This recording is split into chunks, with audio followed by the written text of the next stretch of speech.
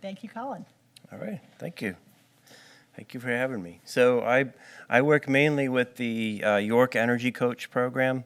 I started working with them about 2 years ago, and sometimes I'll come and sit in on their bi-monthly or twice monthly meetings. And so they get to pepper me with questions. They kind of save a list of questions that they might have, and then fire away when I come to the meetings. Sometimes I'll go and give presentations to them, similar to what I'm doing tonight. I did the Building Science Principles curriculum from BPI, which is Building Performance Institute. I did that with them. That is a 7-hour building science fundamentals course that I typically teach online. So I am not going to be doing that tonight. So I've condensed the condensed version down to something a little bit more bite-sized. So everybody falls asleep at the end of 7 hours of building science. So this is meant to be a little bit more entertaining, if you can make building science entertaining. All right, so this is all from a PowerPoint that I just did a week ago for Maine Indoor Air Quality Council. That was 3 hours long, so I chopped a whole bunch of that out and then condensed the condensed version. So here we go. So that's information about me. So I primarily work as an independent energy auditor. So I'm a private auditor. So people will call me if they have high bills, if they've had different heat pump and insulation contractors come in, and people feel like everybody's trying to sell them something. I'm not a contractor, so I just do the energy audit. I make the recommendations. I don't get any commissions or kickbacks or anything from contractors, so I just come in and give independent advice, tell people where I think they should focus their money first, and kind of give people a roadmap to do this first, and then once you've done that, you can move on to kind of the next steps. So, yes. Oh. I was just wondering, as an energy auditor, is there a discount through Maine, through Efficiency Maine, that is applied to your fee? There is not. No? No. Okay, so how do you price the energy audits, or are you going to get into that? I'll tell you now. So right now, there is a 30% federal tax credit for energy audits that expires at the end of the year, and that is 30% up to $150. So I charge $500 for an audit. So like I said, I'm independent. There are a number of contractors that for insulation, for heat pumps, for solar, that have, everybody wants to give me a commission, right? Like when I started on my own, then I was sort of like every contractor's best friend. They're like, hey, let me take you out to lunch. No. So what I've said instead is, instead of giving me a commission of a couple $100, a finder's fee, whatever, give that to the homeowner. I'm already getting paid. I don't need to get paid, multiple times here. So if people want specific names of contractors, then I will send them to contractors that will give them a discount. So it's sort of like you pay for the audit up front, and then you get all of that back, depending. So that's kind of the model that I use. All right, so this is a picture of my house right here. My house is 1915, 2-story. In Farmingdale, and I bought it in 2020. It's about 1,300 square feet. This house is definitely a work in progress. It was renovated and then flipped, and then I bought it and just gutted it all over again so that I could insulate it and do it how I wanted to. And so I heat my house with 2 heat pumps. That's it. I don't have any other source of heat at all. And my bills are very, very low. I've done a lot of insulation work. And so this is sort of my work in progress. You can see I live right on the Kennebec Rail Trail here, so people literally walk like 10 feet away from my house every minute practically. So I sit in my dining room table and I do my paperwork and I look down like, hello. All right. So here to talk about building science, the fundamentals of building science. So let's define that. It's the study of how a building's components and systems interact with each other. Because as Brian Robinson from Evergreen Home Performance was here, talking about the house as a system, right? All the different parts of the house all kind of work together as a system. So looking at that, trying to create a higher performance, energy efficient, durable, and healthy structure. And I'm also going to tie that in with home performance, which is defined as the systematic approach to modifying a home's building components and mechanical appliances to achieve a healthy and safe, comfortable, and durable indoor living environment. So notice it doesn't say energy efficient on this, right? So if you talk to people who build and sell high-performance houses, everybody wants a house that's really durable, it's going to last a really long time. They want a house that's really comfortable and that is healthy and safe. Oh, and by the way, if you do those three things, then you're going to have a house that you can basically heat it with a candle, right? But energy efficiency is not the thing that drives people towards high-performance houses. So just want to put those in together. So why is building science so important? I like these two quotes. Obviously, first, do no harm, the Hippocratic Oath. So in building science, if you're modifying different parts of a house, you can definitely do harm. If you're insulating and you're air sealing and you tighten the envelope of the house, our intention is always to improve that house and make it better. But you can definitely make it worse. Absolutely. You can cause new problems. So that's why building science is really important, so that you can avoid making things worse, right? So at the very least, do no harm in a house. Another is prescription without diagnosis is malpractice, right? So especially with new insulation contractors or new heat pump installers, they want to come in and insulate the heck out of a house and make it nice and tight, make it a lot more comfortable, lower your heating bills. But if you're not looking at what the issues are, using building science to diagnose the issues in the house, then again, you can definitely make it worse. And I have seen that quite a bit. So, all the contractors who just want to run in and fix the problem, building science tells us, hold on a minute. Building science is like the yellow flag that says, hold on, slow down a minute before you go charging in to change everything.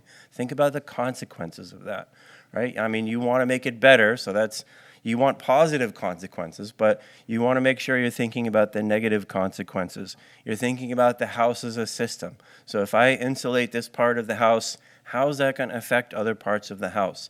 If I put in heat pumps and I stop using the oil boiler, what are the consequences of that? Of course you're going to hopefully save a lot of money on your heating costs, but what are the consequences of that? All right, so whether you're doing energy coach assessments, whether you do audits, really a lot of what I do as an auditor is just common sense, is really just pointing out common sense stuff. People have been in their house for 10 years, 20 years. They're used to it, right? They don't think about it anymore. They're not looking at it objectively like you will when you come into a house and like I do. So honestly, when I started as an auditor and I started pointing things out, I really was waiting for people to say, duh, yeah, I already realized that, thanks for that, Captain Obvious. How much am I paying you to do this? But really, most of the time, people are just not thinking about it. So here are a couple of examples of that. And before I give the example, I just want to define energy efficiency versus energy conservation. These are two terms that are used kind of interchangeably, but these are different things. So energy efficiency is using less energy to get the same result, right? So if you replace an incandescent light bulb, you put in an LED, you're using about 90% less electricity, but you're still getting the same or probably more amount of light. So getting the same result for less, that's energy efficiency. Energy conservation is changing your behavior. So it's not technology-based, it's changing your behavior. Maybe it's lowering the thermostat, putting on a sweater. Boo, nobody likes to do that, right? So, as an auditor, going over the list of all the recommendations, people love the idea of, I can replace my light bulbs and save a bunch of money on my electric bill, and the light bulbs are even better than what was in there before. But that's an easy win, right? But if I say, changing your behavior and how you use the house, I get some more pushback on that, right? Because we're Americans, we like, to be able to wear shorts in our house in the middle of winter, right? So a couple of examples of, what may seem obvious.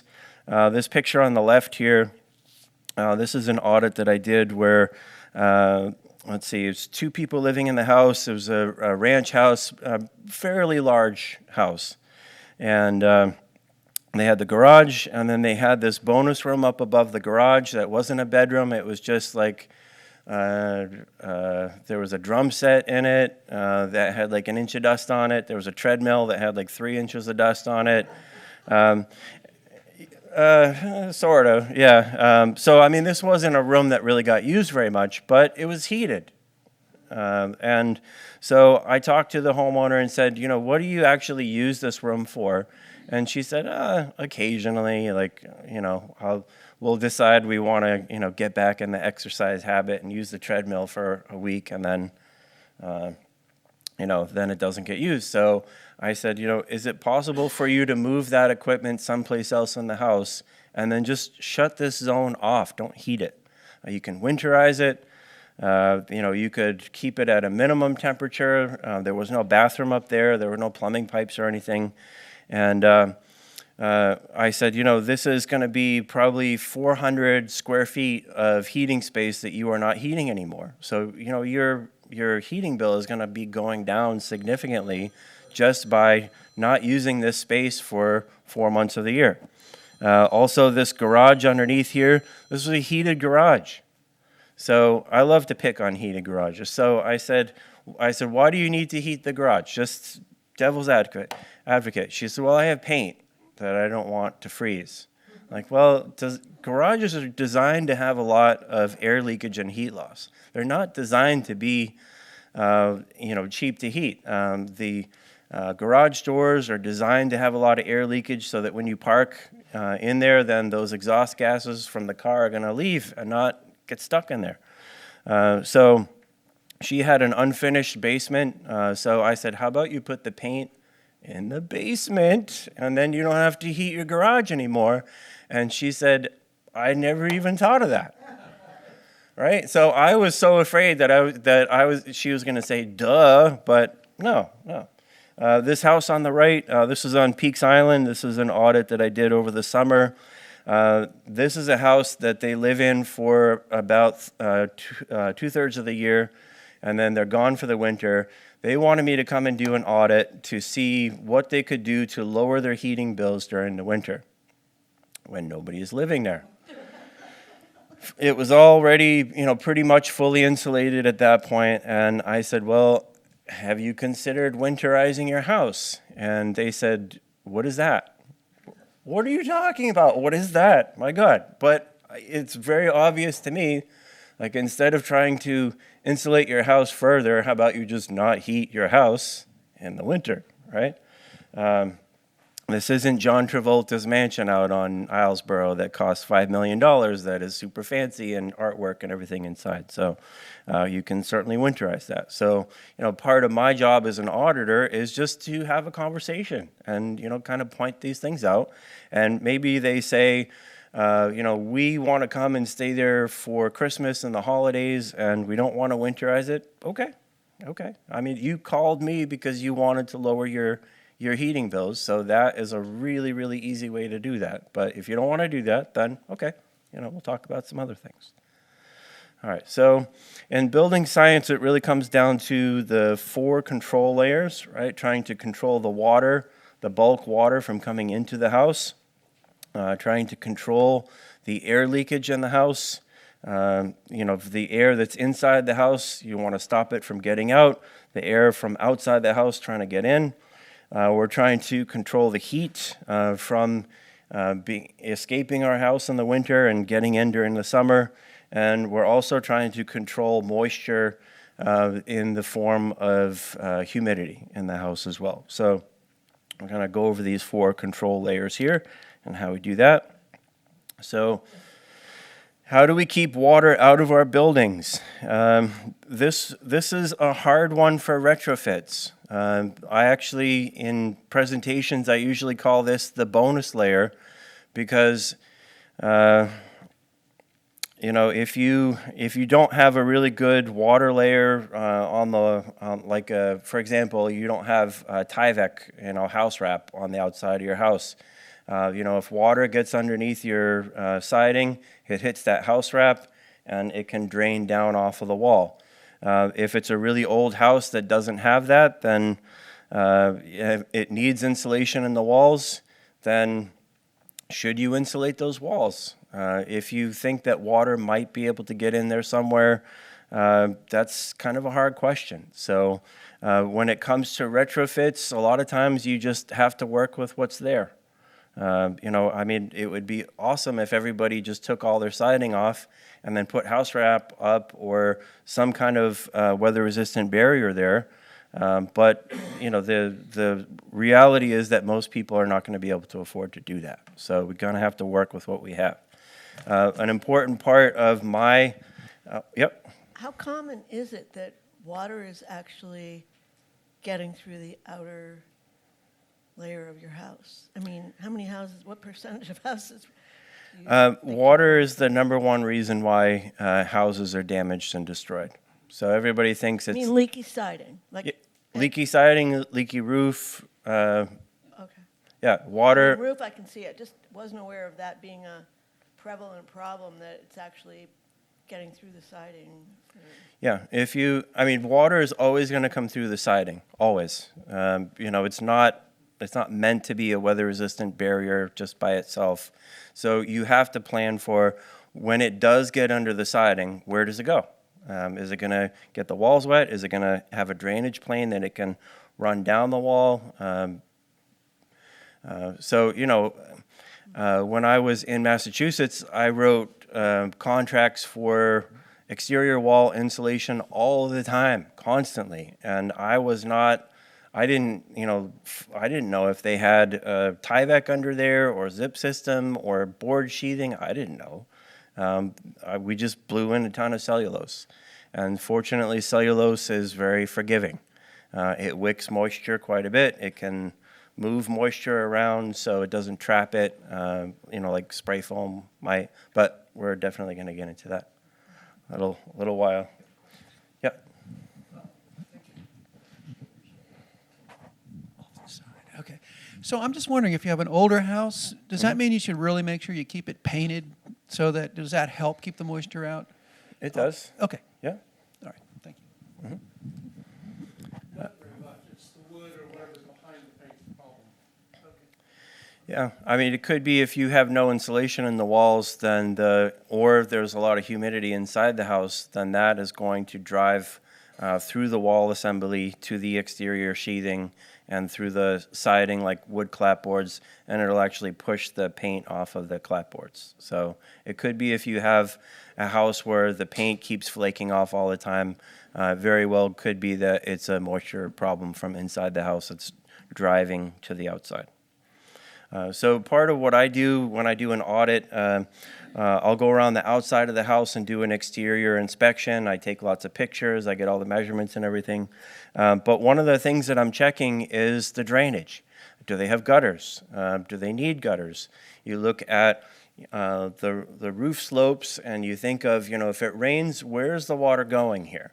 If the house doesn't have gutters and that water's draining right down and then sits against the foundation walls, that's problematic, right? Because that water is going to try and get in through the foundation walls through bulk water, so you could have a leaky basement. It's going to be pushing through the concrete because concrete is porous. So it's going to be wanting to drive through the concrete, which is going to increase the humidity in the basement. So again, we're using building science. So, before we just, come into a basement and say, let's insulate the heck out of this basement, let's also pay attention to water, making sure that there's not water that's leaking in from the outside. So on a lot of my audit reports, then I'm going to recommend gutters. If people have gutters, I have a selfie stick. My wife is like, "What are you doing with a selfie stick?" I said, "It's for checking gutters." So when I come to a house, I'll use that and then get some pictures of the gutters to see if they have gutter covers. If there's a whole bunch of trees around the house and you know that there's going to be piles of leaves in those gutters, then gutter covers are going to be really important. So sometimes homeowners will say to me, what do gutters have to do with saving money on my heating bill? Like, well, there is a connection. It's building science. It's all connected. All right. So water, essential for life, but destructive for buildings. Ironic, right? We need water to survive, but our houses do not like water. All right. So just as one example here, 1 inch of rainfall on a 1,000 square foot roof delivers 625 gallons of water. And if you don't have gutters, if you don't have good drainage sloping away from your house, then all that water is just sitting there against your foundation walls. So we're looking for gutters, downspouts. We want those downspouts to be draining a couple of feet away from the foundation at the very least. It's great if they have gutters and downspouts and then, that is just discharging right next to the foundation, then that is not helping you. That is making things worse. All right, so looking to make sure that the grading slopes away from the foundation and not towards the foundation. With all of the excavation, the backfill, that soil starts to settle over time. And eventually you could have sloping towards the foundation, which of course the water is just going to pool against the foundation wall there.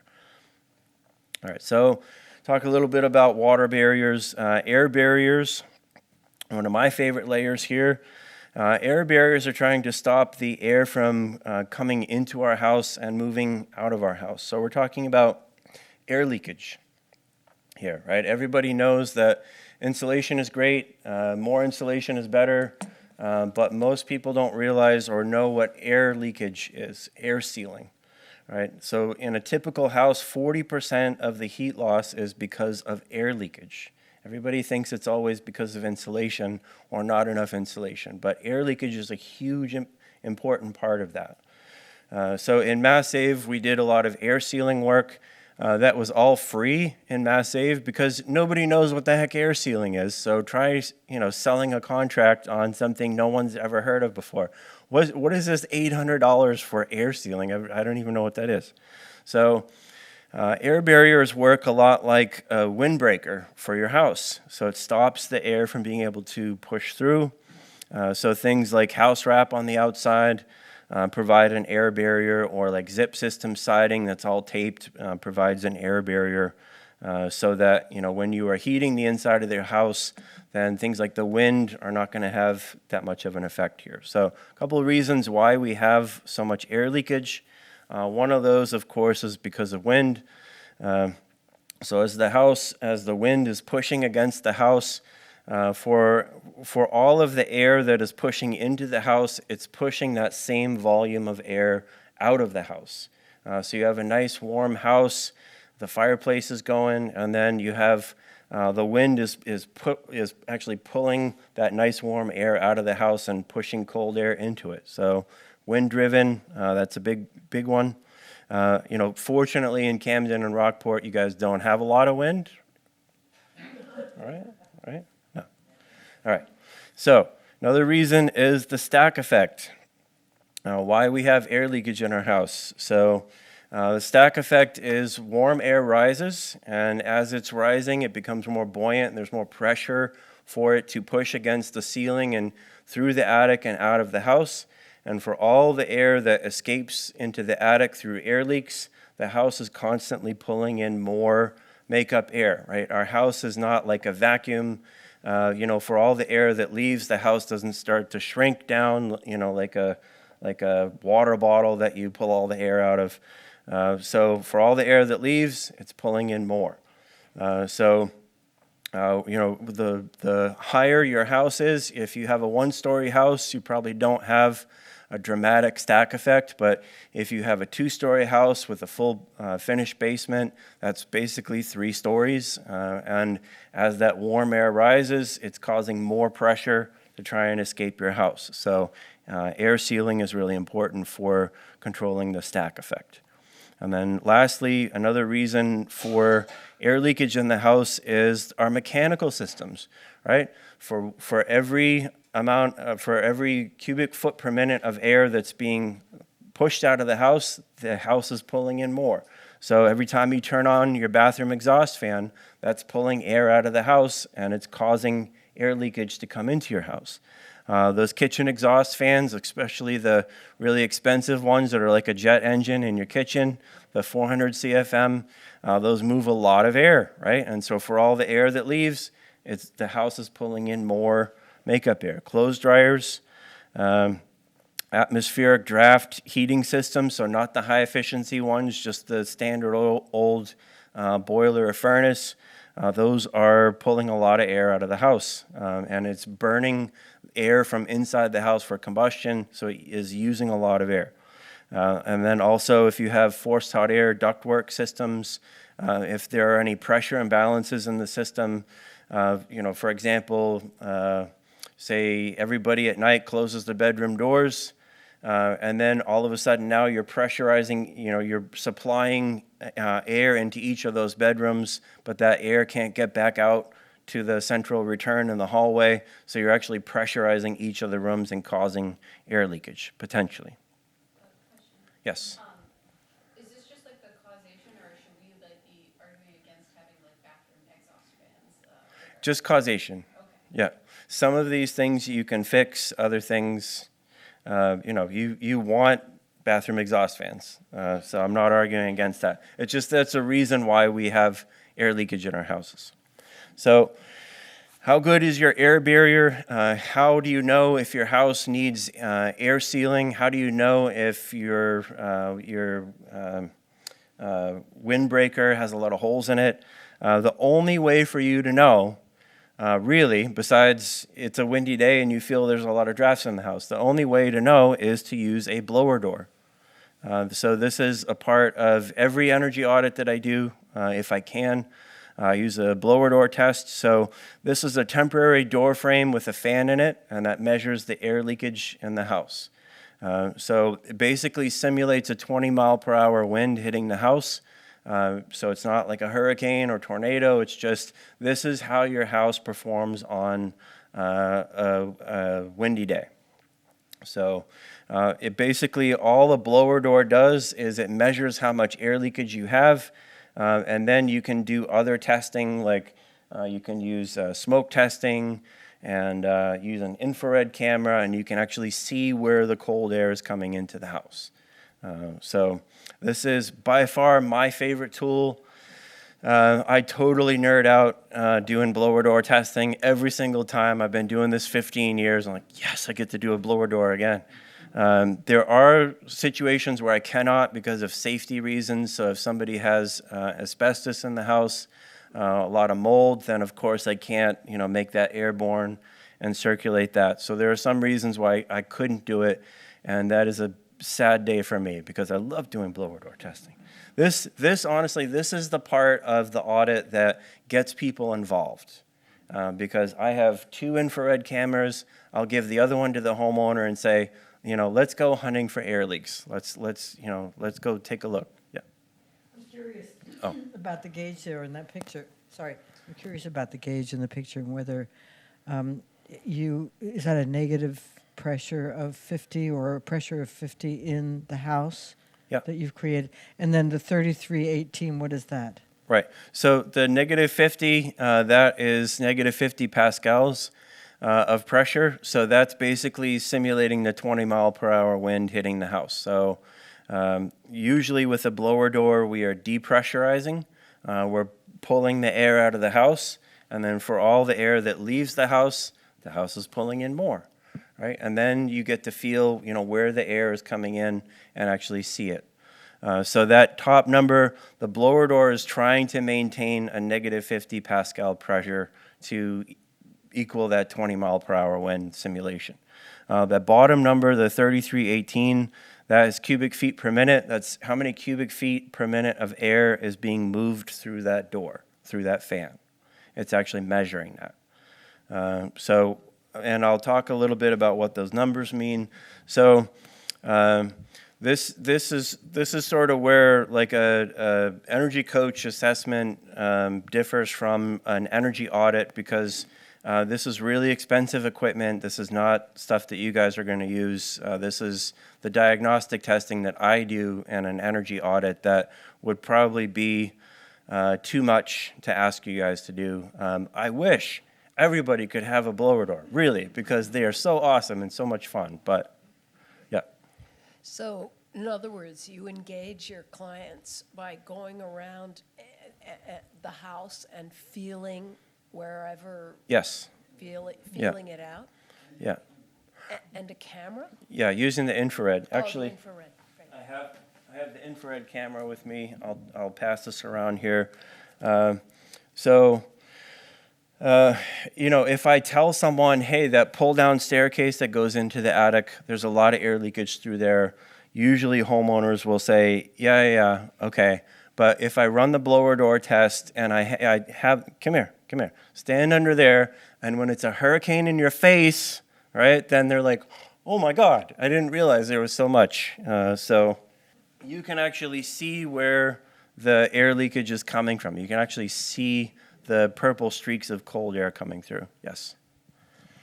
Is it, if somebody's sort of thinking, well, maybe sometime in the next year I'll have a energy test, wouldn't it be better to have this kind of test done when it's cold outside during the winter? Perfect point. So infrared really only works in the middle of winter when there's a really big difference in temperature between inside of the house and outside.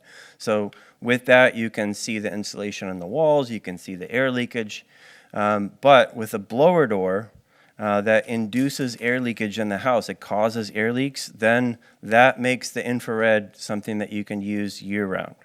So it doesn't just have to be in the winter. You can, even in the summertime, you can see the hot air being pulled in through the windows and doors and all the places.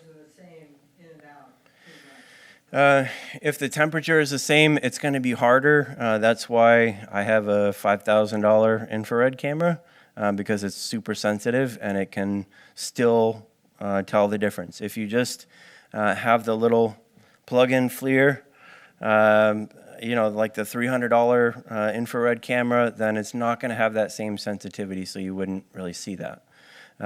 So I use the infrared. This is a smoke tester. So with the blower door running, then I can go around the house and use the smoke here, and I can actually watch, which direction the smoke is moving in. So if somebody says, hey, my window's super drafty, then, you can put your hand there and feel it, but you can also use the smoke test, and you can see, if it's blowing really fast, then there's a lot of air leakage. So you can visualize that. All right, so anyway, there's a video here. I don't want to play the video and then, it's like a 10-minute video, so I'm not going to do that, but let's see. Just as some examples here, using the smoke test, like on a duct system. Usually ducts running in a basement are super leaky, so you can use the blower door, use a smoke test, and you can see the smoke is blowing through there, and then going through the house with the infrared camera. You can actually see the cold air coming through the old floorboards from the basement, but you definitely do not need to watch all of that. You guys ever watch yourself on video and say, "Oh my God, is that what I look like?" That's same. Yeah. All right. So a couple more things with the blower door. People want to know, what do the numbers mean? So that number on the bottom, that CFM, this is really just for your own information. So you can be building science nerds like me. For the blower door number on the bottom, you want that to be about the same as the square footage of the house. So if this is a 1,000 square foot house, then 2986 would be a very, very leaky house. Maybe the house is 6,000 square feet, 2986 would be a really good number. That's pretty tight for a 6,000 square foot house. So that CFM correlates to the volume and the square footage of the house. Yep. When you're talking square footage of your home, you're talking not just the taxable square footage, you're talking everything. Because oftentimes people have a house that's 2,000 square feet. That's the taxable. There's a lot more square footage in the house. Right. So conditioned space in the house. You can get into whether you would open the door to the basement, whether you keep that closed. Anytime I do blower door testing, I open and close everything just to see like what's going to make the biggest difference. There's other information here, but really the main point here, you can use that blower door number to figure out the air changes per hour. And the only reason why that is important is for new construction, they require that houses have 3 air changes per hour or less. So the entire volume of heated air in the house can escape up to 3 times every hour and be replaced. That may sound like a high number, but that's actually pretty tight. 3 air changes per hour is pretty tight. And for new construction, in a lot of towns, they are requiring that you have a blower door test because it's the only way that you know if it's tight or not. The code used to require that an inspector come out and do a visual inspection of the house. So maybe you like walk around the house and say, it looks like it's about 7 air changes per hour. The only way that you know is to test. That's it. Use a blower door. All right. Using a blower door in new construction during a pre-test. So, while a house is being built, do the blower door before you put the drywall and the insulation up, then you can find the air leaks that way. So you use the infrared camera. Here's an example I always love to pick on. The tongue and groove boards. People love that Swiss ski chalet kind of look. But if there's no air barrier behind, a solid air barrier behind that tongue and groove board, every seam of every board is a potential air leak, right? So I come to a lot of houses where people say, I don't understand why my heating bill is so high. I know it's really well insulated. And then I come in and I see all the tongue and groove boards and I'm like, oh, get out of here. Come on. Because it's just, your house is like Swiss cheese at that point. And there's really no easy way to fix that at that point. But you can see that clearly with an infrared image here. Recessed lights as well. You can just see all those finger streaks around. There's air leakage with the blower door running. So you can use the smoke testing. I mean, you can just feel it. You don't need a $5,000 infrared camera. Just run the blower door and you can feel, where the air is coming through. You can use the little handheld smoke tester. I even have a theatrical fog machine, smoke machine, and you can use that with a blower door and find really where the air leaks are in the house. Almost nobody does that. It's a lot more into it than anybody really wants to get. And also, your neighbors are going to call the fire department, and then you get fined $1,000. So, yeah. Yeah. Sorry. Ladies first. I Sorry. noticed your infrared camera shows a spot halfway between that window and that briefcase or something on the shelf. Right over here? Down low. Yeah. Where you wouldn't guess is much colder. Yeah. Right in the wall. So there's a lack of insulation in that one little spot behind the drywall, and It could be, or it could be that there's a little hole somewhere in the sheathing where air is able to get through. It could be that.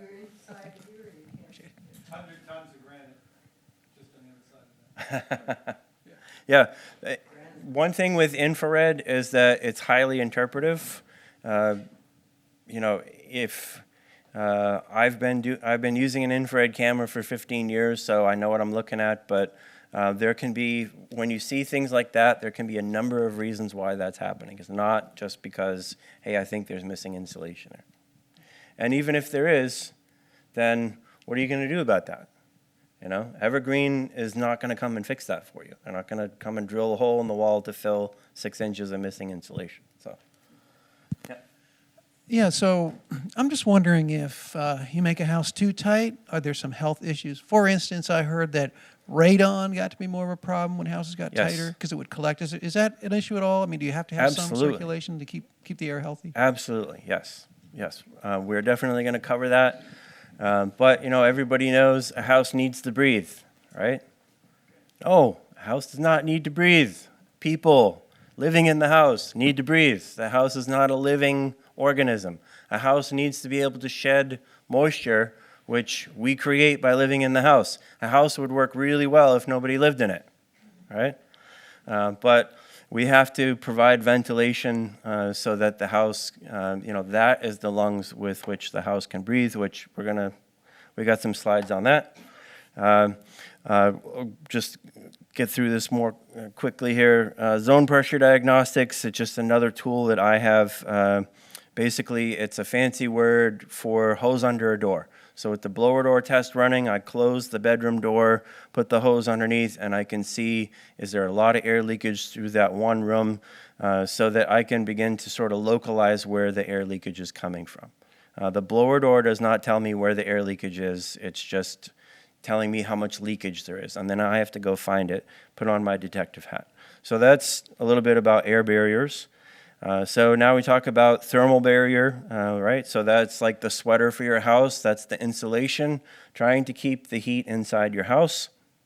So if the air barrier is like the windbreaker, then the insulation barrier is like a sweater for the house.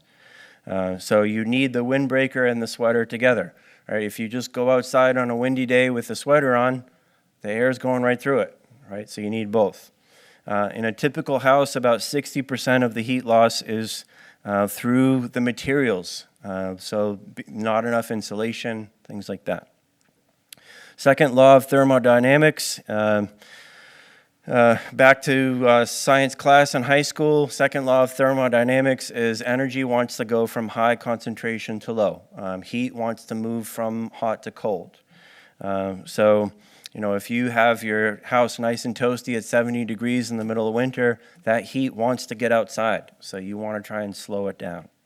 All types of insulation, whether you're talking about fiberglass, cellulose, spray foam, all insulation essentially works the same in that it is trying to trap heat into little pockets of air. There's different types of insulation, which we'll talk about, but they all essentially work the same way. They're trying to slow down the transfer of heat through the building envelope. So for insulation, we're looking at insulation in the attics.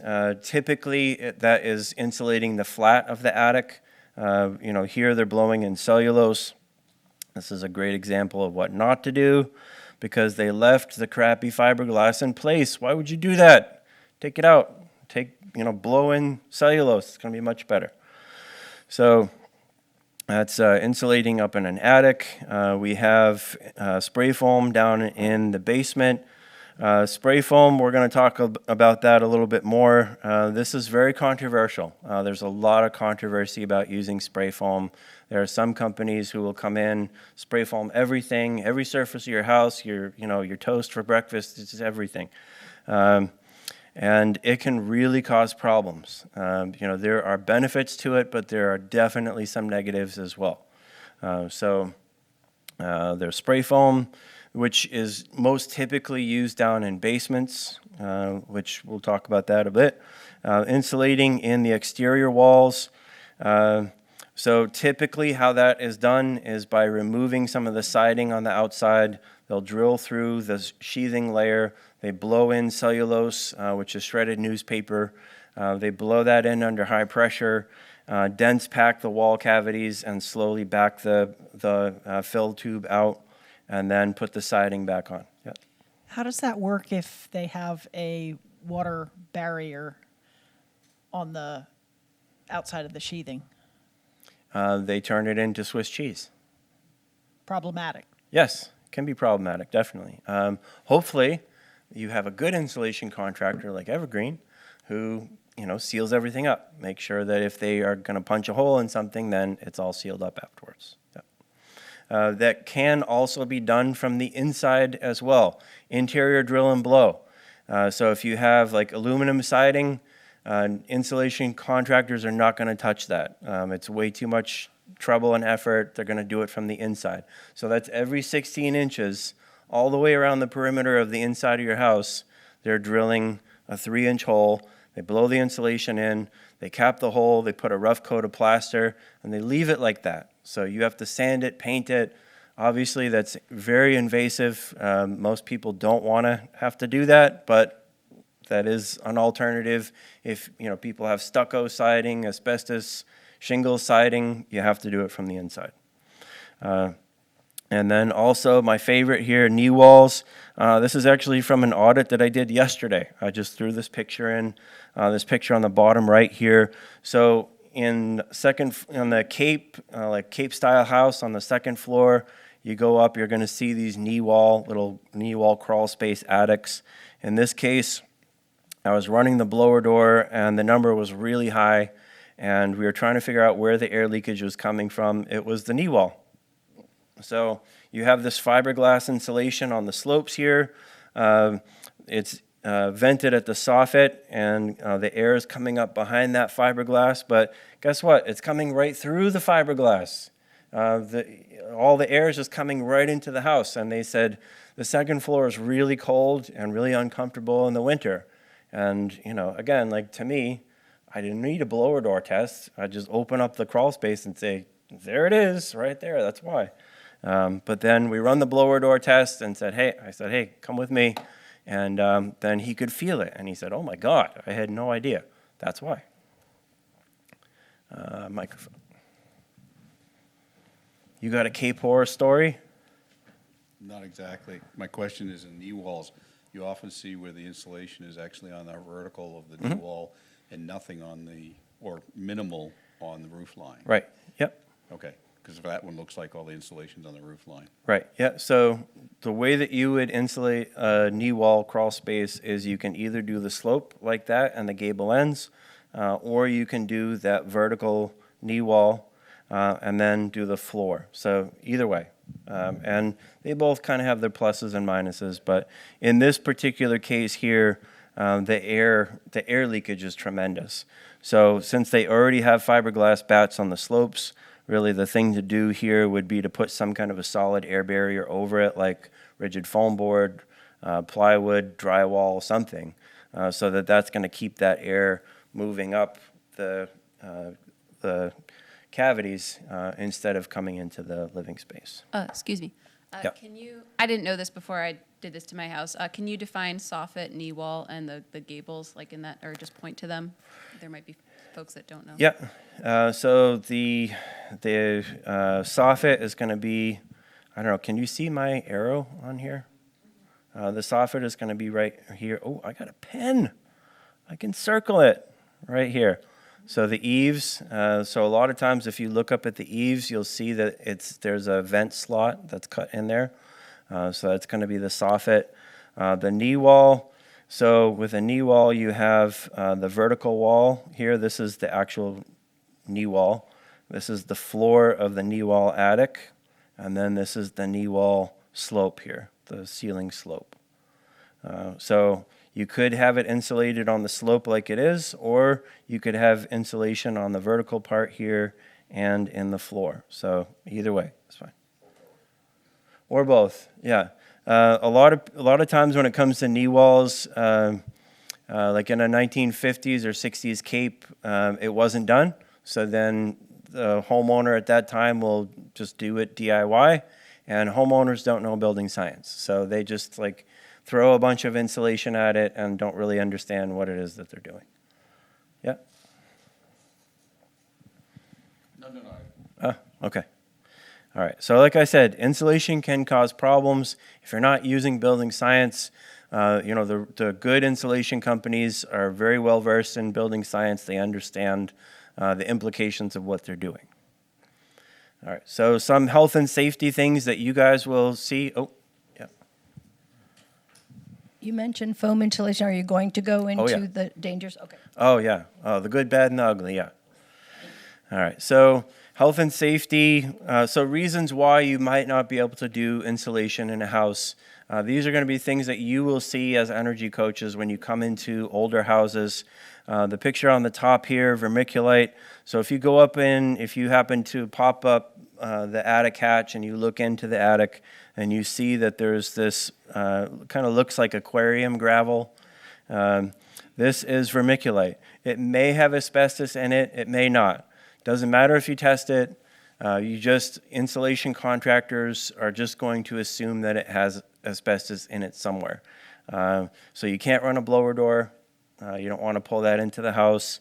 A homeowner would have to have that removed if they were going to do any insulation and air sealing work. Insulation contractors are not going to be touching that. So if you see vermiculite in an attic, then that's kind of a showstopper. As far as I am concerned, as an energy auditor, it's kind of a showstopper. If you go up, speaking of DIY, if you go up in the attic and you see this rat's nest of wiring here, the DIY homeowner special, definitely you are not blowing cellulose anywhere near that. No one's going near that. So sometimes I'll see that and then tell them, you have to make sure that all electric wiring is put into covered junction boxes. Have an electrician do it yourself, whatever you want to do. Also, knob and tube wiring, what we see here, knob and tube is sort of the first generation of wiring that was used about 125 years ago. So you see the porcelain knobs, and then the wire, it's cloth-covered wire that goes from one to the next here. So you can imagine cloth-covered wire that's 100-year-old cloth. You just touch it and it disintegrates, right? So you can't blow in insulation anywhere near that. It's a fire hazard. So if you see that, then you have to make sure that there's nothing active. Hopefully it's been updated. If you go down in the basement and there's mushrooms growing in the basement, yes, absolutely. Absolutely. They're not selling virus? Well, they could be psychedelic mushrooms. I don't know. But if you see the mushrooms growing in the basement, then that's a big problem. That's where you say, okay, before you do any insulation here, let's hold on a minute. Let's figure out why you're growing mushrooms. If you have a stream running through the middle of the basement, again, that's like kind of a huge red flag to say, whoa, hold on a minute. These are obvious moisture issues. So how you would insulate a house with a river running through the basement, you can do it, but you just have to be really careful and use building science. These are the kind of things you see, like the black mildew staining, possibly mold growing on the roof decking here up in the attic. These are all kind of things that as you see these things in your house, you say, whoa, hold on a minute. You probably want to know what is causing these issues in the first place, because if you come along and just tighten up this house and do all kinds of air sealing and insulation, then you could definitely make this problem worse, right? Another example of that, when I worked for Mass Save, I came to an old house. She had 16 cats living inside the house, and they were feral. So she had like 4 in one room, 4 in another. They fought, they hated each other. They used the whole house as their litter box. And so I went out to my car and called my manager and said, what do I do, Brent? And I said, 16 cats. He said, just walk away. You're not going to help. And he said, what do they want to do? I said, she wants to insulate her house. He said, oh, no, come on. You're going to trap all of that ammonia in the house, and it's going to cause, a huge health and safety issue. So, think about the consequences there. All right, quick, back to science class, back again. So How does heat transfer in and out of your house? What are we looking at with insulation? One is conduction. So that is heat that moves through materials that are touching. So if you put your hand on the pot on the stove, you are experiencing conduction. The heat is conducting through the pot that you're touching. So it's the most familiar and predictable type of heat transfer. If you know what the temperature is outside, the temperature inside, and what the R value is in that wall, then you can actually figure out how much heat loss there's going to be. You can predict that. So there's conduction. There's also convection. So that is from warm air rising. You'll notice that I did not say heat rising. Heat does not rise, right? Everyone always says that. Warm air rises because it's more buoyant, just like a hot air balloon. So, for example, I'm warmer than the podium here. If I put my hand on the podium, I am transferring my heat from my hand down into the podium. Heat does not rise. Warm air rises. Heat will go from hot to cold in any direction. So if you have air leakage in the house, you have a lot of drafts. You can actually see here the convective loop of the warm air that's rising from the heater here. As it warms up, it's rising, becomes more buoyant. It releases its heat into the attic, through the uninsulated attic flat here. And then as that air loses its heat, then it becomes heavier and starts to sink back down again. All right, so that's convection. I have a video showing this with the smoke pencil here, just on a set of stairs, right? So I am holding the smoke stick up high, and you see the smoke is going up the stairs. And if I hold the smoke stick down towards the steps, then you see the smoke is coming back down. So it's just this constant tractor loop, convective loop. But we'll skip the video. We don't need to watch it. No, we don't need to see it. All right. So third method of heat transfer is radiation. So just like you stand out in the sunshine on a warm day, that heat is radiating through millions of miles of empty space to get to you and warm you and cooks you. So this can also be true for sitting in front of a fireplace here. If you are the warmest thing in the room, then you are radiating your heat to everything else. Especially if you have a couch right next to a cold window in the middle of winter, you are the fire. Like you are radiating your heat to the window, and it's pulling heat away from you. All right, so we'll go through a couple of examples. Why don't we take a 5-minute break in just a bit? But we'll go through a couple of examples of how much difference does insulation make. Yes? I'm just going to comment. The radiation part is, a lot of people have seen those Mylar blankets. That's what you're reflecting back with the radiation, correct? Yeah. Yep. Mm-hmm. Yeah, there's no insulation value. Right, yeah, there's no insulation to those blankets, but it's just radiating the heat back to you. Yeah. So how much difference does insulation make? This sounds like it's getting kind of into the weeds, but I use this all the time in energy audits when I come to a house that doesn't have any insulation in the wall, and people say, well, how much difference is that actually going to make? So there's a heat loss formula. You remember I said conduction is a reliable type of heat and predictable type of heat transfer. So if you have, you guys don't have to use this, but I love using it as a building science nerd. Very illustrative. So the heat loss formula, if you know the area, the square footage of like a wall or an attic, if you know the difference in temperature between the inside of the house and the outside, and you know what the R value is, how much insulation is there, that will give you the BTUs per hour, so how much heat loss is occurring. So we'll go through a couple of examples of that. So a new house, new construction, fully insulated, you got 16 inches of cellulose blown into the attic, perfect, that's great. If it's 800 square foot of surface area between the second floor into the attic, say it's 20 degrees outside, 70 degrees inside the house, so the difference in temperature between inside and outside is 50 degrees. And we know that the R value for 16 inches of cellulose is R60, right? So 800 square feet times 50 degrees divided by the R60. Over the course of 1 hour, you're going to have about 666 BTUs of heat loss from the house into the attic. A heat pump can do that easy in its sleep. That's a piece of cake for a heat pump. But say you have a Colonial built in 2000. I have been into houses like this a million times as an energy auditor, especially in Massachusetts. They built a zillion of these. So I go up in the attic. There's 9-inch fiberglass bats in the attic. Let's say 800 square feet, 50-degree temperature difference. That 9 inches of fiberglass, the rated R value for that's going to be R30. But that is not the real-world effective R value.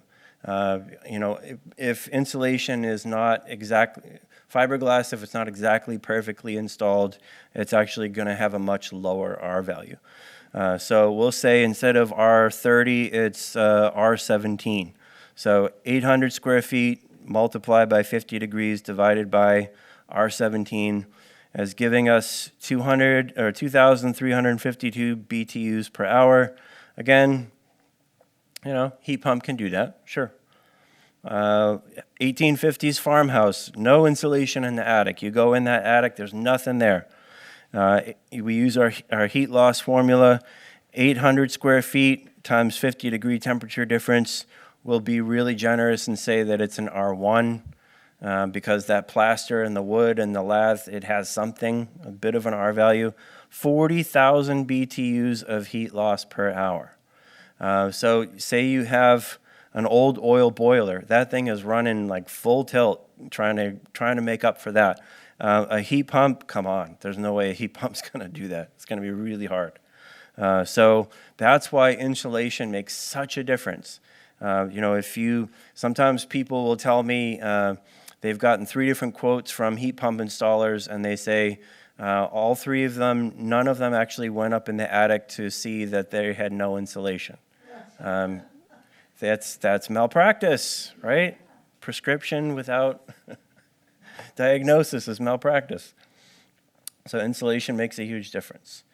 So if you can predict how much heat loss you're going to have. There are a couple of, there's some energy modeling software that if you put in what the R value is for the different surfaces in the house, if you say how much or what type of heat you use, whether it's oil or propane or heat pumps, then it can actually tell you, predict what your energy costs are going to be. If you go into the model and say, hey, what if I doubled the amount of insulation in my attic? How much am I going to save? If I put in heat pumps, how much am I going to save? This is what energy modeling is built on, is this heat loss formula, basically. All right, so let's dive into some different types of insulation that you're going to see when you are looking into attics and basements and all that. All right, so you know that as energy coaches, you signed up for this, right? Crawling around attics, crawl spaces, basements, no? All right, so we look in the attic, we see fiberglass. So fiberglass is the most common type of insulation. We've been using it for decades. So fiberglass is really problematic in that like I said, the actual real-world R value that you're getting is sometimes much, much lower than the rated R value. Whatever it says on the package is not what you're actually getting. I was just mentioning during the break, does that mean that you have to, gut your house and pull all the fiberglass out? No. It to a large extent kind of is what it is. But fiberglass, this is also a very DIY-friendly material. So, in the 50s and 60s, this is what a lot of people did themselves to insulate. Or if they built their own house, then rather than pay for a professional to come, they can put in their own fiberglass. Who loves fiberglass? Mice love it, right? Mice. When we touch fiberglass, it's itchy and we breathe it in and it's bad for us. But mice are not affected by it. They love it, right? So if a mouse was to design the perfect house, it would be full of fiberglass. They just use it like as a critter superhighway to crawl all over the house. Not cellulose. No, cellulose is treated with boric acid, just borax, basically, which is a natural pest repellent. They don't like it. But fiberglass, they love it. So fiberglass can be laid in like this in bats, put in wall cavities. You can blow in fiberglass as well, loose. So there's different ways of putting it in. I always like to ask this question to builders. Is there any reason to use fiberglass in a house at this point in new construction? Like, why would you use it? There are so many other materials that work better, like cellulose blown into a wall, cellulose blown in an attic, foam insulation in a basement, if that's what you're going to do. Fiberglass in a basement is usually kind of a nightmare, so you don't really want that. But anyway, I don't need to throw tomatoes too much. As you can see, I don't really like fiberglass insulation. Other types of insulation, you have cellulose and wood fiber. So cellulose is shredded newspaper material. It's a recycled product, so it has a very low carbon footprint. Also, wood fiber insulation, Timber HP, made here in Madison. They use lumber waste, and they basically make blown-in cellulose, bat material out of it. But cellulose is typically either loose blown in, like into an attic. It's a really cheap material. It doesn't cost that much. So most of what you're paying for is the labor with cellulose. Or you can dense pack it into walls. One point I want to make here with when they blew insulation into walls years ago, like 30 or 40 years ago, what they would do is they would drill holes on the outside. They put the fill tube in, they blow the insulation in, and then they take the fill tube out. But over time, that settles, which with an infrared camera, you can see that. So what they've done like in the last 30 years is they put the fill tube all the way down into the wall cavity, and they crank the pressure up, and they slowly pull the fill tube out, and it dense packs the insulation into that cavity. So that insulation is never going to settle. It's always going to fill that cavity. So how they used to do it versus what they do now, it's a different technique. It doesn't settle anymore. Mice don't like the wood? Mice don't like the wood or cellulose. The wood, Timber HP, I believe, is treated with beeswax or paraffin wax, and the mice don't like that either. Yep, correct, yep. Also, whether you're using borax or the paraffin, that also acts as a fire retardant as well. All right, nice thing with cellulose or wood fiber is that it can take a little bit of moisture. It can wick moisture around. So if water gets into the wall cavity, to a small extent at least, it can kind of wick that moisture back out. It's forgiving, right? Fiberglass is just going to kind of hold the water against the wall, and it's going to rot out. Yep. It can also absorb the water so that you don't find your water leak until it's totally saturated. And then, It can do that. then you get to see that you actually have had water leaking for months. Yes, so that is a criticism that people will say about cellulose is that it absorbs a lot of moisture. If you have water leaking into the attic or the walls, I say if you have water leaking into the attic or the walls, it's really bad. And no matter what type of insulation you have, that is very bad. Find out until months later. Yeah, yeah. All right. What about the difference in R values? I know that a more densely packed material typically has a lower R value because you actually get better conduction through it. So Yes. does the loose blown cellulose have a better R value than It does. the dense packed one does? Yep. Loose blown cellulose is R3.7 per inch. Dense packed cellulose is 3.2 per inch. So you have less air pockets. One nice thing with blown in insulation in a wall is that it also acts as an air barrier as well. So it stops the air from being able to come through the walls. All right, another type of fiber insulation is rock wool. So rock wool comes in mostly in bat form. You can also buy it in these compressed board versions here. So rock wool, this is a type of what they call vapor open insulation. So like a foam board or a spray foam is going to be water impervious. It's not going to allow water to pass through it. Rock wool is vapor open, so if moisture gets into the wall, it can get back out. It's not going to trap it. Rock wool is also great for sound deadening as well. And also it doesn't burn. It's literally made out of rocks, right? So it's not going to burn. So if you've ever seen how they make cotton candy, they heat up the sugar and then make strands out of it, that's what they do with rocks and mineral slag. They heat it up to the point that it's molten, and then they spin it into fibers, and you get rock wool. So there are some there's some calls for using insulation in basements where I would never use spray foam, but because it's going to trap moisture, but rock wool makes a lot more sense because it's vapor open. So for example, if you're going to insulate a basement and there are brick walls in the basement, that's where building science says, whoa, hold on a minute. That brick has to be able to dry out, and if water gets trapped in it, then it's going to crumble the brick over time, and your foundation's going to rot out.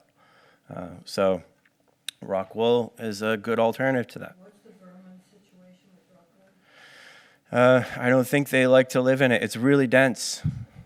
Also, it cuts like butter. It's great. This is very, very easy to work with. It's much better than fiberglass. So rock wool has a pretty good R value. It can be like R4, R5, so it's higher than fiberglass. Now, all right, we jump into spray foam, two-part spray foam. So I sort of fall in the middle of this debate. I see a lot of it. I think there are times where it's definitely useful, times where it's probably the only practical solution, especially in rubble stone foundations, where the basement wall, foundation wall is really uneven. You're not going to put any kind of fiber insulation against that. You're certainly not going to use fiberglass or cellulose, maybe rock wool, but spray foam. It does have the highest R value per inch. It's usually about 6.57 R7 per inch. I say sort of because it depends on the temperature of the outside that can affect the R value. Also, some contractors will use spray foam insulation as a way to make a house really, really tight. It will be tight for a little while, but over time, probably is going to lose some of that air sealing ability. There's definitely environmental and climate issues with spray foam. The chemicals that they use are pretty nasty for the environment. It's not good. For example, when I was working at Efficiency Maine, there was an insulation spray foam contractor that told the homeowners, hey, make sure you are not in the house for 48 hours after we spray foam because it's going to off-gas a lot of toxic chemicals, and go stay at a hotel, which they did, but they left the dog in the house. And unfortunately, then the dog did not live. So that is some nasty chemicals.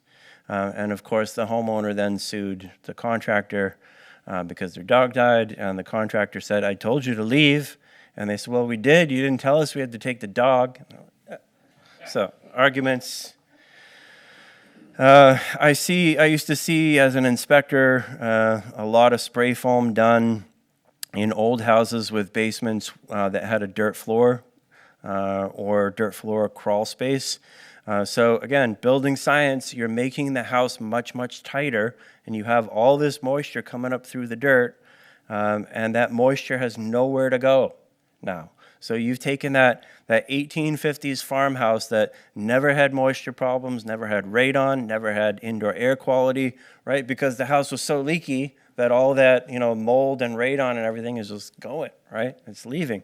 But they come in and spray foam the basement and make it so tight, and now all of a sudden, all of that's trapped in the house and you're causing indoor air quality issues. So one thing I do want to say as energy coaches, if you come into a basement or a crawl space and you see exposed dirt floor, that is a huge red flag. That is definitely something that you want to say, hey, like before you do anything in this house to tighten it up, you got to take care of that.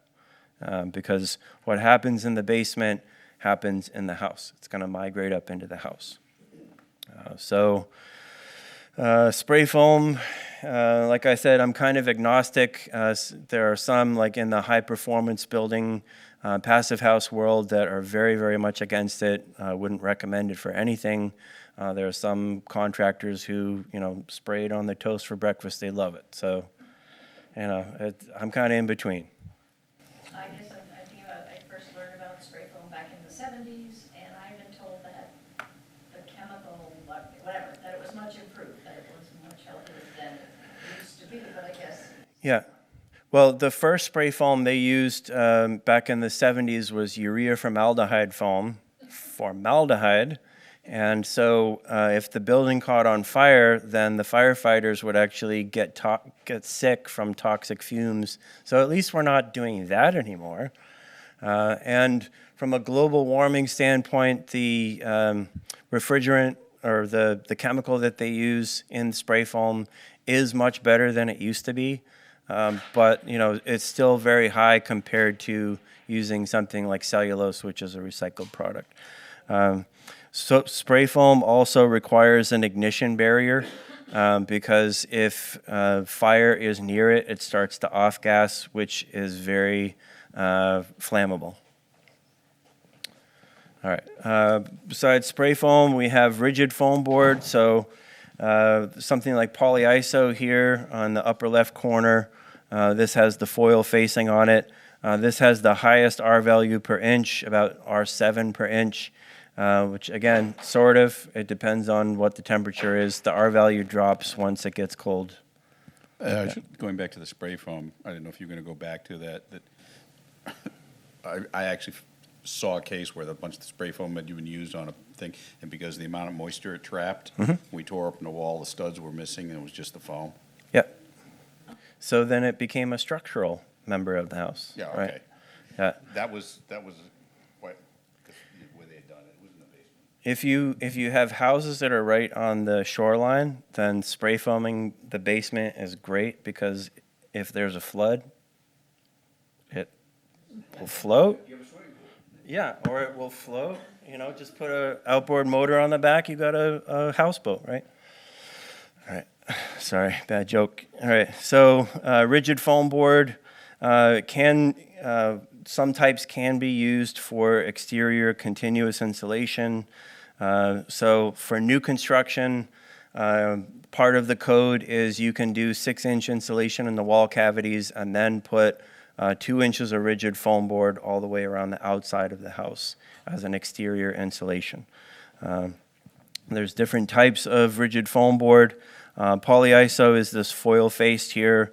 If you go to Lowe's or Home Depot, and they have like the pink board, the blue board, that is extruded polystyrene, XPS. Expanded polystyrene is a type of rigid foam board that's essentially styrofoam. It's very similar to styrofoam. There are some less toxic alternatives to that. There's the rock wool comfort board, which is the compressed rock wool. And then Timber HP is now making timber board, which is a compressed wood fiber product.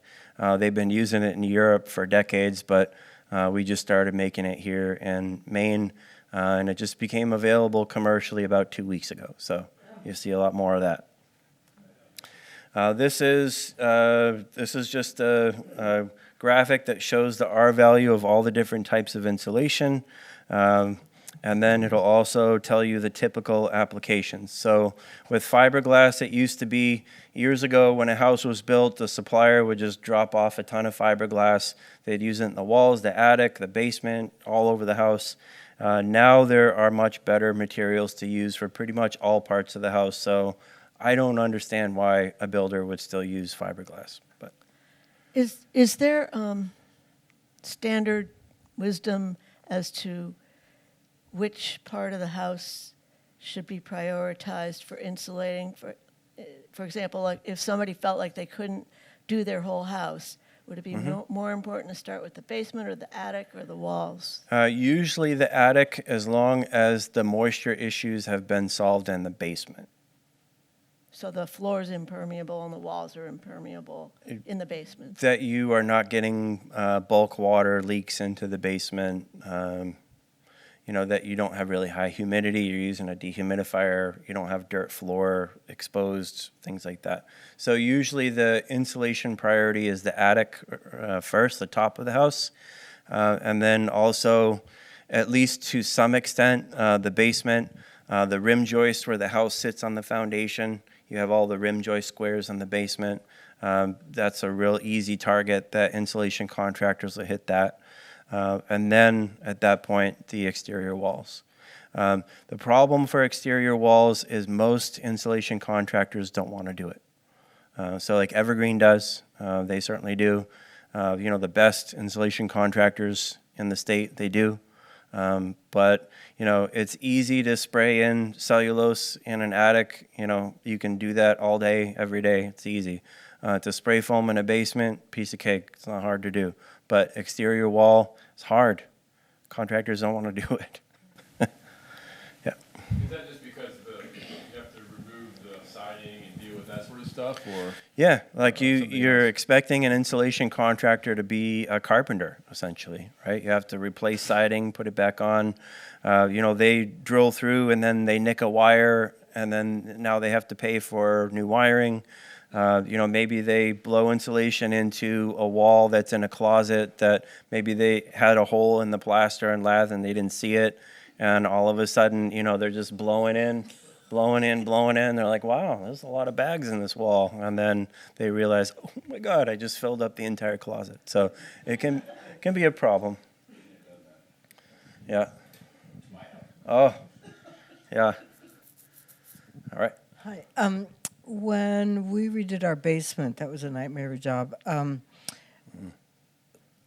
We were recommended to spray the foam on the interior.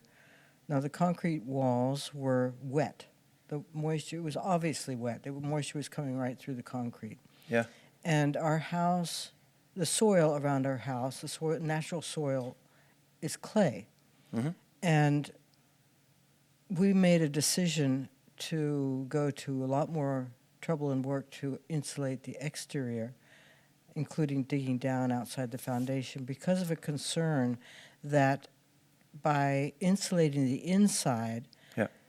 The concrete will become even colder, because it wouldn't be heated by the house, and it would still be getting quite wet. Sure.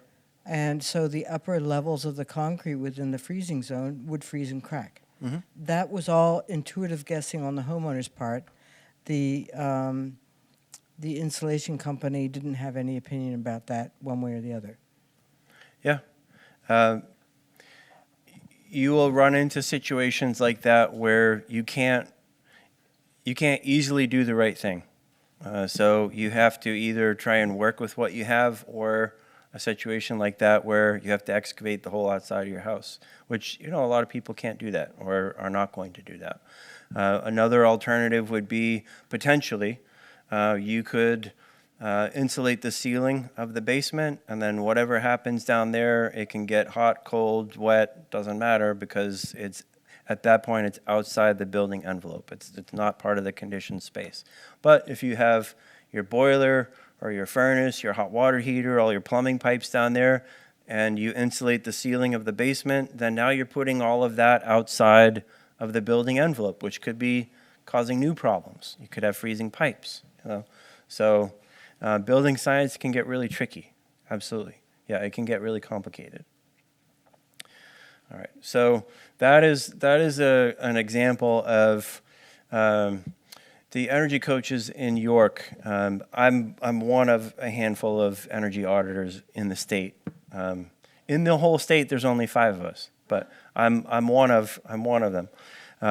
So if they come into a house that's pretty complicated, maybe it's an old cape and there's knee walls and there's parts of the house they can't see, if they come into a house that is more than what they're comfortable advising on, then that's a lot of times when they will recommend having a full energy audit. And I'm one of the people that they recommend. So it's not, it all doesn't just come to me. But that would be a good example. If you're not comfortable with that, then.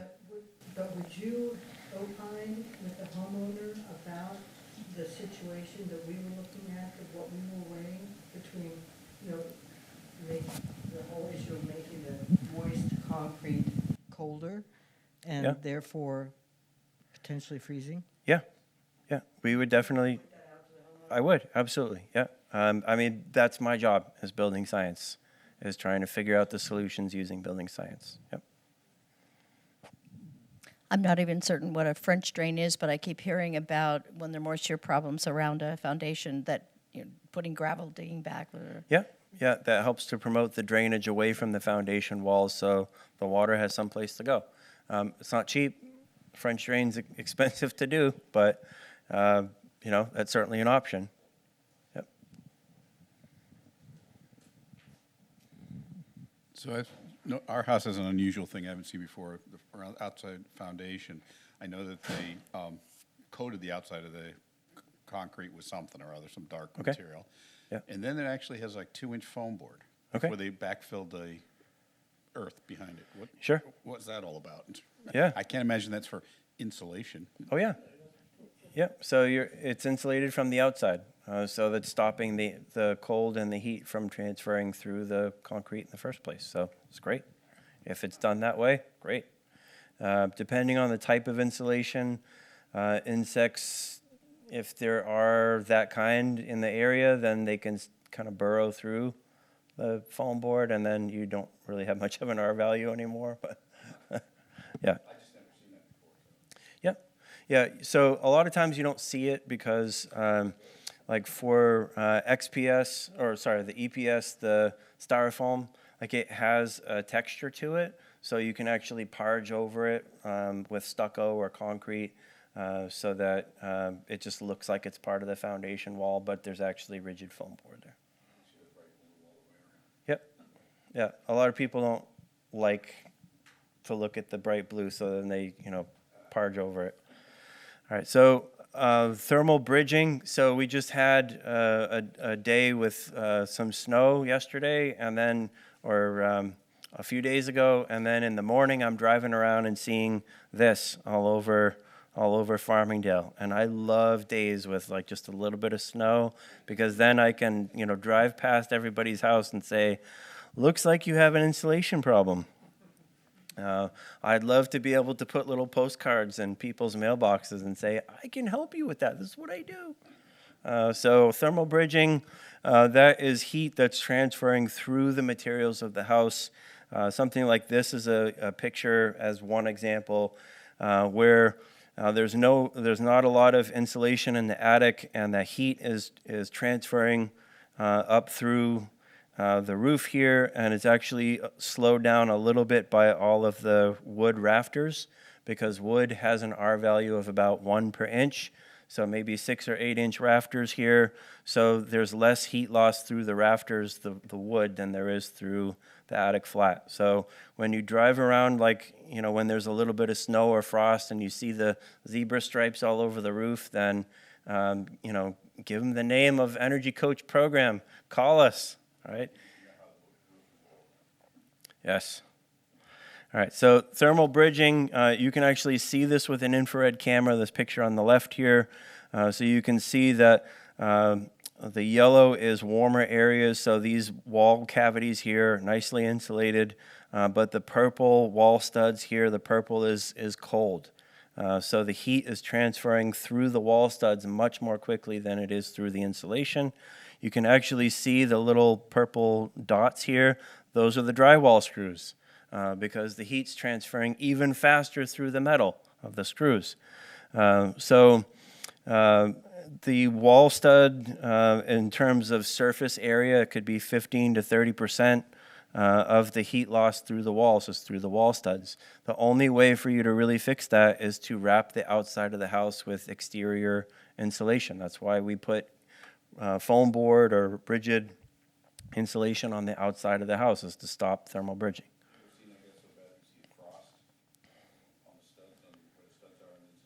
Yes. Yep. But this is something that you can see with an infrared camera.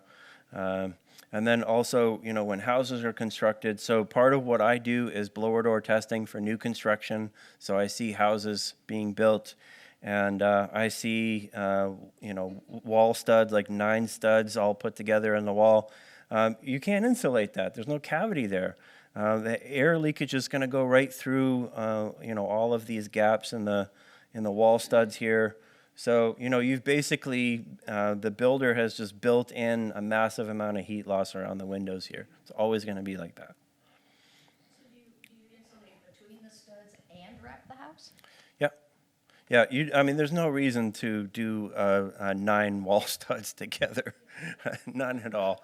And you don't need to do that. But certainly wrapping, if you wrap the outside of this house with exterior insulation, that would at least stop a lot of the thermal bridging through the wood.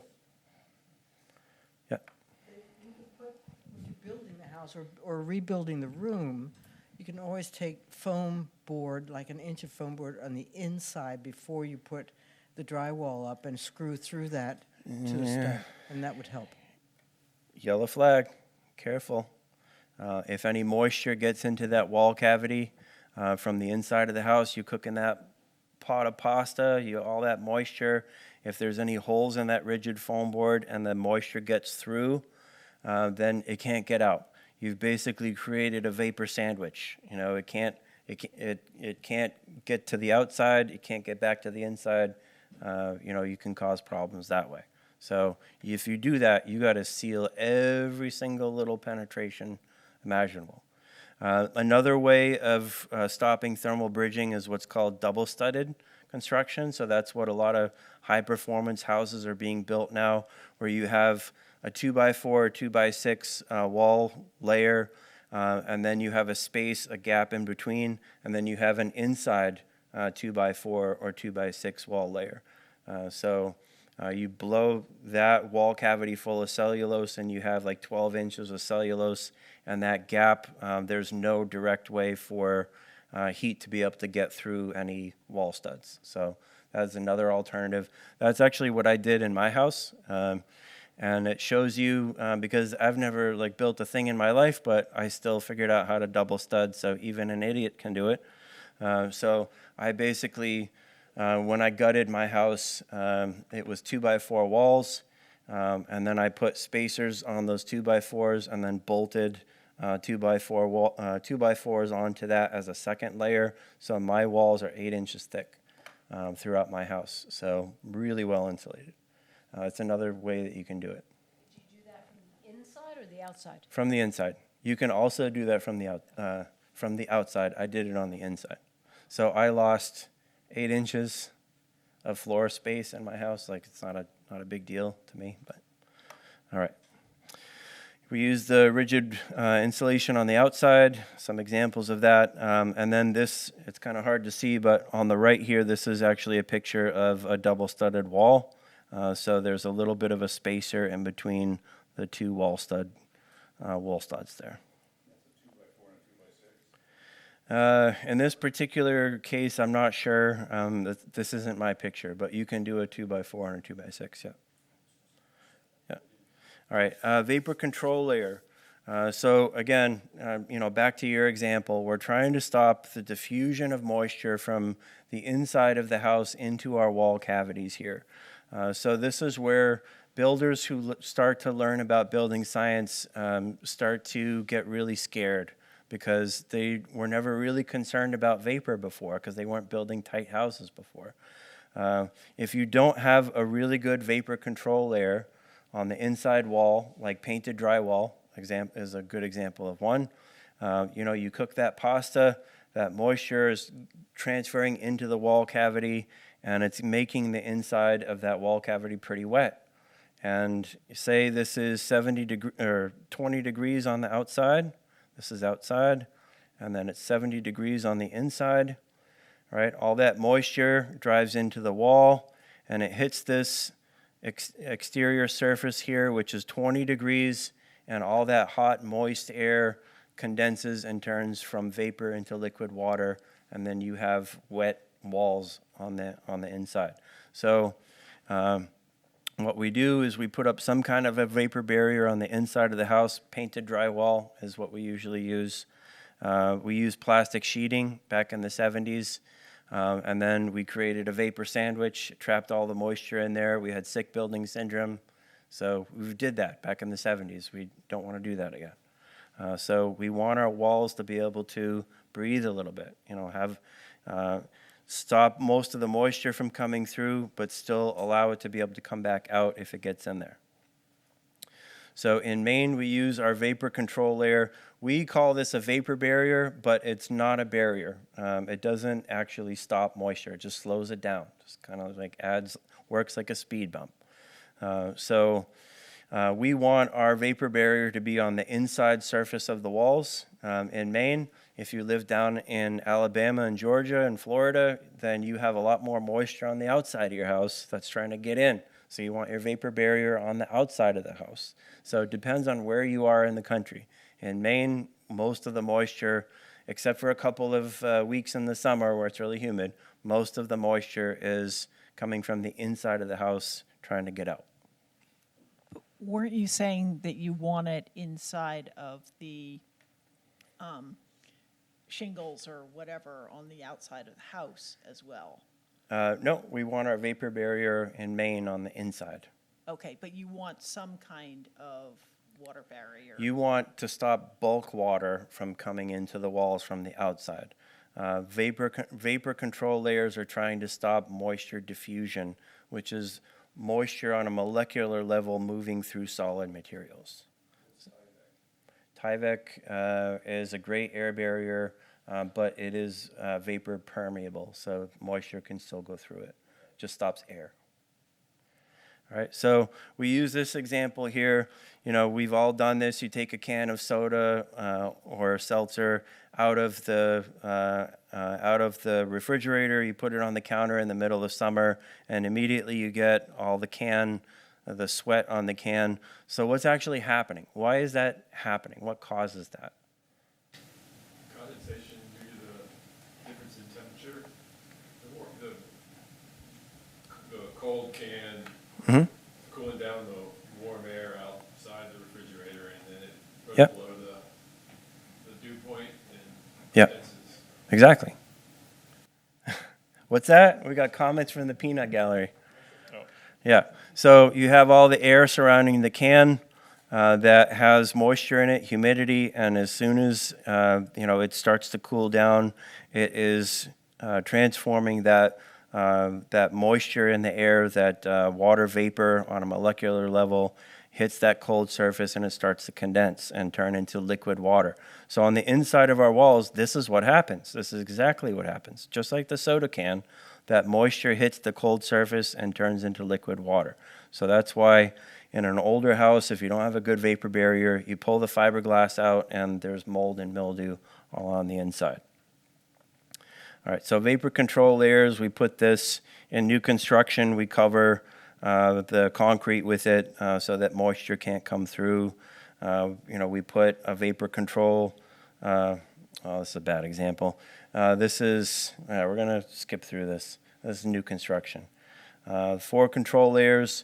One surface can perform more than one layer's function. So you can have your water and your air barrier be one material. So for example, like zip system sheathing here, it has a rubber membrane on the outside, like a latex membrane. So that is your air barrier, and it's also your water barrier as well. So one material can do multiple jobs here. This is a high-performance house being built where the basement walls are covered with the plastic sheeting as a vapor barrier, and then you can put insulation in the stud cavities there. All right, this new construction stuff. The continuity of the different layers is really important so that you don't have gaps where the water can get through, the air can get through. So when a house is being built, this is part of what a builder is supposed to do, is plan how they're going to mate all of these different materials together. Make sure that you have continuity all the way from the peak of the roof down to the foundation. All right, new construction. All right, so mechanical, let's see. We're supposed to end at 7:30. So I'm actually going to zoom ahead to the end because this is a really important slide that I don't want to miss this. See how much we have left. Yeah, we'll be doing the HVAC systems. Yes. Yeah. Oh my goodness, so much. Oh, let's see. Yes. All right. So this is something that we hotly debate in New York: the energy coach assessment versus an energy audit. So there are some things that they do that's really similar to what I do, and then there's some really important differences. So we kind of go through that. So both you guys as energy coaches and me, whenever I come into the house, I sit down at the kitchen table. I need to know why I'm there. I love to think it's because of my charming personality and wit, but no, they have a problem. They need help to solve it. They're uncomfortable. They have high bills. Whatever the issue is, you have to know why you're there. So talking to the homeowner, what can you do to help? With an energy coach assessment, they are doing a visual assessment. They go around the outside of the house. They go throughout the inside, take pictures, whatever you need to do. They're looking down in the basement. They're looking at least poke their head up in the attic and at least kind of take a look if they can to check the insulation, look for moisture issues, things like that. One important distinction is the Energy Coach programs, they're free, they're neighbors helping neighbors. You are not making specific recommendations of what people should do. You do not, as an Energy Coach program, you don't have liability insurance. You don't want to get sued for making, you come in and say, I think you should spray foam those rim joists. And then they do that, and then they rot it, it rots out, and then they come back to you. So you are making really general suggestions, recommendations. You're saying, hey, I think these rim joists should be insulated. Here are some different ways that it's done. I recommend that you call a qualified professional and just have, an insulation company like Evergreen come in, take it from there. So qualified professional, you are helping the homeowner to create an energy roadmap. It's a tremendously valuable service what you guys are going to be doing. What the York program does, incredibly valuable. For free, you come in and give them advice, right? And most people, they don't know. They don't know, should they start with the insulation? Should they do the heat pumps? Should they replace their windows? Everybody knows they should replace their windows, right? But it's the most expensive possible thing you can do. So please do everything else. Don't do your windows. Window dressers, yes, perfect. So many people don't know about window dressers. It's a great program. So you can be the introduction to that. You can come into the house and say, hey, have you ever thought about doing solar? If you have heat pumps, that is what makes solar panels much more cost effective. It's the only way that homeowners can generate their own heat, right? Back in the day when people used to own the back 40 and you could go cut some wood down and make your own heat, but most of us can't do that anymore. So if you have solar panels, it generates electricity, and you can use that to heat your house. Another thing that the energy coaches do in York that's tremendously valuable is they do the hand-holding. They do the follow-up. So they come and do the initial assessment, and then they're going to recommend, hey, you should call somebody to do heat pumps here. It would make sense for you to do in this house. Looks like it's pretty well insulated. Looks like it would make sense. And then they will check back in with the homeowner a month later and say, hey, I recommended the heat pumps. Were you able to get anybody to come out yet? and they might say, no, I couldn't figure out who to call. Then you can help them with that. You can help them with that process. Or maybe they got 3 different quotes and they're like, I don't know what I'm looking at here. Maybe you can help them with that. So when I send somebody an energy audit report, I don't follow up with them a month later. I am already off doing new audits. So that is not what I do. That's not my job to follow up with people. I'm not a general contractor. I'm not trying to sell anything. I'm just giving them the advice, and then whatever they do with that is, that's up to them. So you guys actually do something that I do not in the Energy Coach program. When I do an energy audit, obviously the most important thing, why am I there? I do that diagnostic and safety testing. I'm doing the blower door test using an infrared camera. Throughout the year, I do the combustion safety testing of all of the combustion appliances in the house. I'm checking for gas and propane leaks, which I find about 30% of the time. It's really common. Liability, I have really good insurance, so I can make specific recommendations. I'm using building science. Sometimes I'm making recommendations that the contractors will say, I'm not going to do it like that. And then the homeowner will come back to me and say, hey, they said they're not going to do it like that. They're going to spray foam the brick. And I say, nope, choose somebody else. Don't do it. Or they get a heat pump installer who comes in, gives them a quote, and I will say over and over and over again, I beat this horse. They have to provide a manual J heat load calculation. They have to accurately size the heat pumps to your house based on the insulation, based on the air leakage, based on the volume of the spaces. You can't just guess. This is really important that a contractor gets it right. If a contractor is not going to accurately size a heat pump and provide a manual J heat load calculation, get somebody else. It's really important. Royal River, who's going to come next week, they are one of the few contractors that actually takes the time to do that. It's really, really important. In other states, like Massachusetts, it is required. To get the rebate, you have to do a manual J heat load calculation, no question. Here, it's not quite the same. So you have to require that. You have to make them do it, or else they won't. Unless you call Royal River and they do. I provide a detailed audit report. It's way too long. It's like 25, 30 pages. My other auditor friends say, what are you doing? This is nuts. But I write a very, very detailed report with all the pictures from the house, lots of arrows of things. Like when I say, hey, you should insulate your rim joist, those rim joists right there. I'm showing you pictures. And I have a detailed bullet list of all the recommendations, and then kind of get into all the information. And then I do kind of the energy roadmap here, where basically I'm asking people, like, what do you want to do in your house? If you want to save 30% on your heating and electric bills, then sure, I can help you with that. I'll figure out how you do that. If you want to heat your house with a candle and have no heating bill at all, sure, yeah, you can do that. I mean, I'm doing it to my house. Absolutely, you can do it. It's more complicated. It's going to take more money, but there's definitely a way to do that, and I provide you a roadmap of how to do that. If that's as far as you want to go, sure, absolutely. So, on that note, this is my information here. As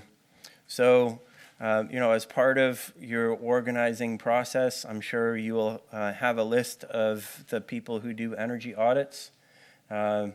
Evergreen, as part of their home assessments, they do a free energy audit. They're looking at some of the same things that I do in my assessment, but as far as like independent energy auditors that don't do the work that is recommended, so we have nothing to sell. Like I said, there's only 5 of us in the state. I've actually done a lot of energy audits in the last 2 years on the islands. So I went out to Islesboro a week at a time, did a bunch of audits out there. Go to Peaks, I go to Chebeague, go to Eastport. So I'm all over the place. But There's 5 of us in the state, so that's good. All right, we are at 7:33. I could definitely stay for hours, but I won't make you. Anybody have any questions before we're all done for tonight? Sorry. Yeah, absolutely. Don't be sorry. Yeah. I haven't heard you mention that once the house is made relatively tight, you're going to need a ventilation system. Yes. The heat exchange. Absolutely. Yes. That's the whole part I skipped. I can include that in the HVAC discussion because the V in HVAC is ventilation. So, you know, the mantra for building today is build tight, ventilate right.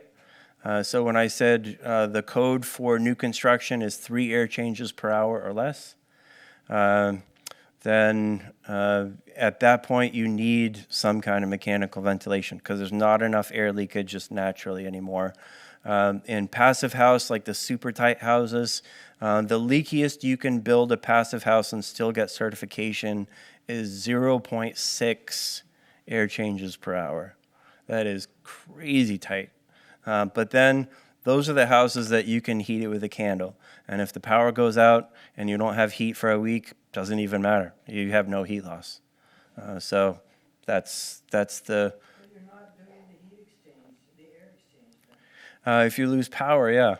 But you know, a lot of the passive houses have solar and batteries, so it's not a problem. So we will get into that topic more on December 3rd. Colin will be back for another session focused solely on HVAC systems. Next week, as he mentioned, we have Scott Libby coming, the owner and founder of Royal River Heat Pumps. So he will talk about all things heat pumps, cooling and heating, a little bit on the water heaters as well, I think. And thank you for today, Colin. You're welcome. You're welcome. I look forward to more on the ventilation and heating side of things. December. Great. And when Scott comes next week, you can say, I know that it's really important to have a manual J heat load calculation. And he will say, yes, all right, you people get it. It's wonderful. Yes. Spread the gospel. Please tell everybody. Yeah. There's no rebate for energy audits. So either people don't know what it is. Like in Massachusetts, everybody knows what an energy audit is because it's free. It's part of the Mass Save program. So cost is a barrier for people. There's some auditors in Maine and other states that will charge like $1,000 for an energy audit. So then you just do audits for rich people. So what's that? It's $500 for an audit. So that's an issue.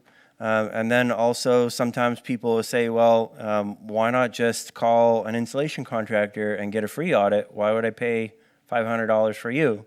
And I say, well, if you know that insulation is the thing that's going to solve your issues and that's the thing that's going to solve it, great, absolutely, yes. Call an installation contractor, have them come out and do it, absolutely. But most of the time, it's some insulation, it's some heat pumps, it's some ventilation. It's usually a mixture of different things. Sometimes it's gutters on the outside and the drainage and the moisture, and it's kind of everything that you want to look at from kind of a zoomed out standpoint from someone who's not trying to sell you something. Yeah, that's most of how I get my business is from people who are wary of salespeople and they just want somebody to give them advice of what to do. All right. Thank you. I'll see you again in a couple of weeks. So sorry for you that you got to listen to me for another 2 hours.